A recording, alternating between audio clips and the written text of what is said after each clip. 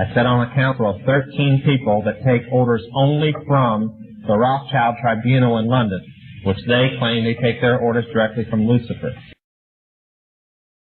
I was the manager of Zodiac Productions, which Zodiac Productions, its name's been changed since then. I'm not even sure what they call it now, but it's the largest music conglomerate in the world. It owns RCA Records, Columbia Records, Motown Records, owns almost all the concert booking agencies in the United States.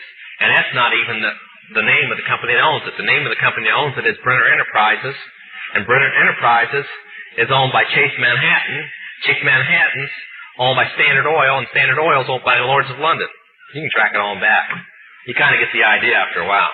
But I was the managing president of Zodiac Productions. It was one of my jobs as being one of these 13 people. Thus, I got to know many of the people who produce music and sing the music and play the music that you play. Now, one of the closest friends that I got during that time that I obtained was a man named David Crosby. Crosby, Still, Nash & Young. I saw David the day before Christmas last year. Talked with him. I got him away from this witch that he had with him. He told her to go shopping. We were in West Hollywood, and I was witnessing around to people I knew. We went off in this store, and we started talking. I said, David, I'd like to ask you a couple questions. I said, I already know the answers, but I've been gone for 5 years. I'd like to know if certain things are still the way they were when I left. I said, now I'll have to explain some of this when I'm done, because you're not going to understand it all unless you know something about music. I said, do they still take the master to the temple room? Dave said, yeah. I said, do they still have the coven conjure demons into the master? He said, of course. I said, now, I got to know something.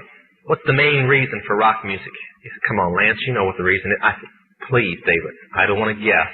Tell me what the main reason is. He says, the same as when you were in, so that we can place spells on people that we couldn't cast spells upon.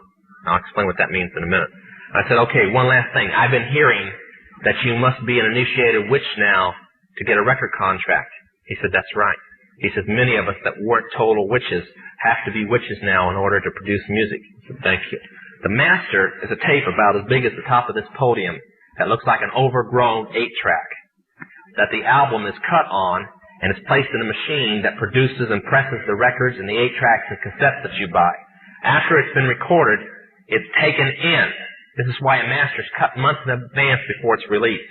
On the full moon, it's taken in to a temple room about the size of this auditorium that is in every one of the major music companies, behind locked doors up in the executive offices. And it's placed on an altar sitting in the north of the room and a pentagram engraved in the floor. And 13 hand-chosen witches and wizards and a coven come in and conjure a principality or a power up, usually Regia or something like that, and order him to tell the demons under him to follow every record and every tape coming off of that master. As I tell many Christian parents, you can go home and count your kids' records, probably yours too, and count how many demons at least are there. If that's too hard for you to believe, I'm sorry. That's why they do it. Now listen to me. This is why rock music's addicting. Have you ever seen kids that got rid of their music? They go around like this. They can't wait to find a rock station somewhere and they sneak off just like getting a cigarette or a fix because it's addicting. That's why they can't give it up. The rest of the conversation was this. You can't cast a spell on a Christian, but you can get a Christian to cast a spell on themselves. If you give the permission for the spell to work, being a Christian won't block it. And rock music is not just a song. It is supernatural music that which is carefully designed by their spirit guides or familiar spirits in the form of spells. Now, although the devil's music's power is the music and God's music is the words, much of the songs are written in what we call witch language. Give you kind of an idea. Many of you talk on a CB, unless you know what a smoky is, and a 10-4, and a front door and back door and rocking chair and these type of things. You don't know what you're talking about. Same with witches. When you're in the first and second level, you have to learn over 2,000 words that said by anybody else means something totally different than when you say them. Elton John has said he's never written a song or sung a song that wasn't in witch language. Now I want to show you something. See how many kids in here will be honest and adults. How many remember and have heard at least several times a song called Hotel California? Somebody tell me what it meant. Quickly, somebody tell me what it meant. Huh? That's pretty close. But from the words, what did it mean? Well, that's more of a guess. See, most people can't tell you. That's why when people do drugs and they listen to songs in which language, they get some of the meaning. But most of the time, they can't tell you. Stop and think how many songs are out there that you really like, and you don't have any idea what the person was talking about. Beyond the Yellow Brick Road? How about The Destroyer by Kiss? Can anybody tell me what it's about? Kiss said in it, kids, kill your parents. They're talking about Helter Skelter. Beatles sung Helter Skelter in which language? Nobody knew what it meant. Manson did because he belongs to the process. Helter Skelter is a several thousand-year-old word. Most of the music is either about Helter Skelter or a place called the Night Winds, which is what Hotel California is about, and different doctrines of witchcraft. You listen to them, your parents let you listen to them, and they have no idea. Kiss openly bragged how they were gaining control of people through their music because the people played their music. They told how they didn't form their own group. Their church, because they were ordained ministers of the Satanist church, placed them together. And that's how most of the music is done. David Crosby, when him and Crosby, Still, Nash & Young produced the record Two-Way Street, they ordered the principality of Medice to order demons of rebellion to go into the record, and everybody that heard it would be rebellious against law and order and government. And it was one of the reasons for the great upheaval in the 60s was that one album. And they take open credit for it. I have personally talked with Johnny Todd on the basis of Jack Chick's recommendation. Having known Johnny Todd now for more than 4 years, and my having known him for some 6 months, I believe that Johnny Todd is a genuinely converted man, saved by the grace of God out of the depths of Satan. The group ASAP, and in particular one of the members, ASAP Rocky. Let me explain. A few minutes ago, I jumped on the internet and I got a Skype from one of my entertainment insiders. Now, this guy began to share with me how he came in contact with the group ASAP Rocky at an industry event that he recently attended. Now, unfortunately, my inside entertainment guy did not want to go on the screen with the Skype interview and reveal this information to you himself personally. So, to respect his anonymity, I'm not going to tell you his name, neither the entertainment outfit that he's associated with at this time, but I will share with you the information. When he told me that he was at that industry event and came in contact with ASAP Rocky, I knew exactly what he was getting ready to talk about next. I noticed that within their videos there was a ton of occult symbology. These guys playing with Bibles, standing inside of Baphomets. The clothing line that they're wearing has the compass and square. It's called Black Label and has Baphomets on it. These guys fully are promoting the occult.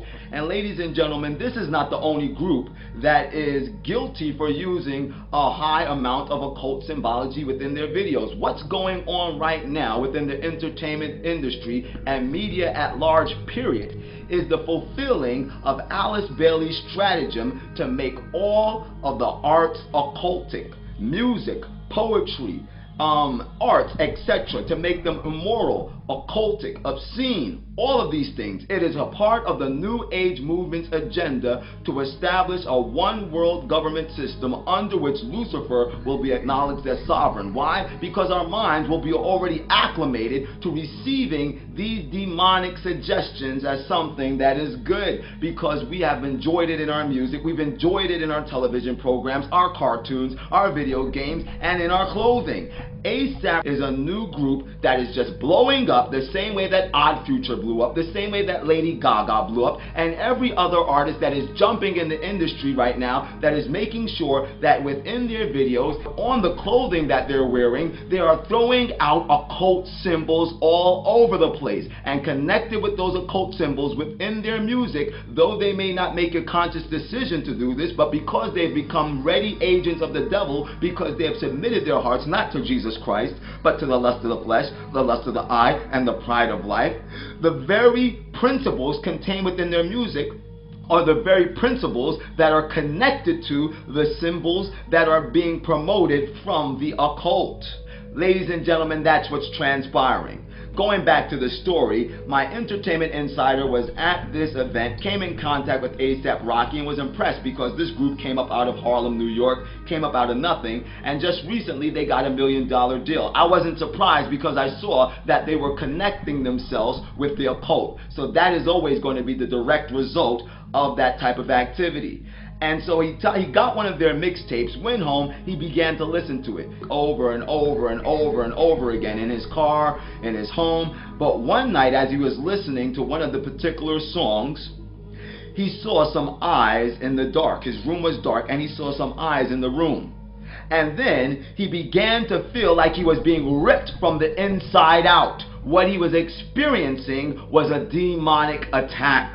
A$AP Rocky, Lady Gaga, Kanye West, Tyler the Creator, and Odd Future, Wolfgang Kill Them all these guys, they're just examples of what's going on a broad scale with the entire media industry at large. Why? Because it is the agency, the platform by which the devil can reach the masses in the shortest period of time, and you're falling for this garbage hook, line, and sinker.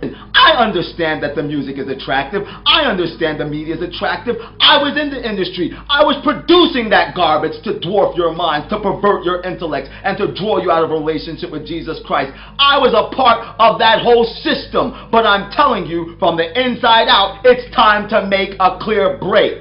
Choose you this day whom you will serve. You want A$AP Rocky? Have him. Trust me, you need to stop listening to that garbage as soon as possible. That's what A$AP is an acronym for. Hi, I'm that kid Obsec, and I just turned my swag on.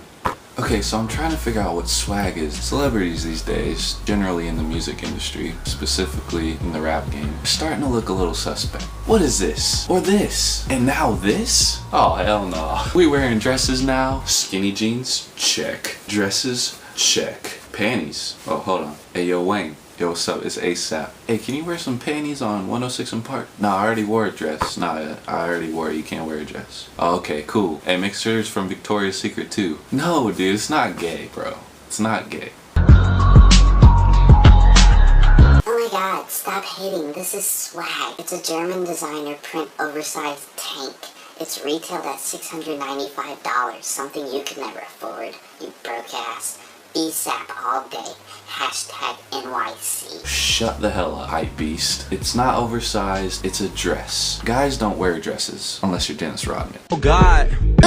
Gay ass nigga! You know, I'm starting to think somebody's hiding their sexuality behind this word swag. It's cool, bro. You can come out of the closet. It's okay. And if you need help, just ask Frank Ocean. Now, from what I understand, A$AP Rocky is trying to influence kids into wearing girls' clothes and not feel gay about it. He even says it. Look. And we made it cool. I kicked down the door for kids that's my age, older and younger, to be able to wear Jeremy Scott sneakers, rips in their jeans, and not feel gay.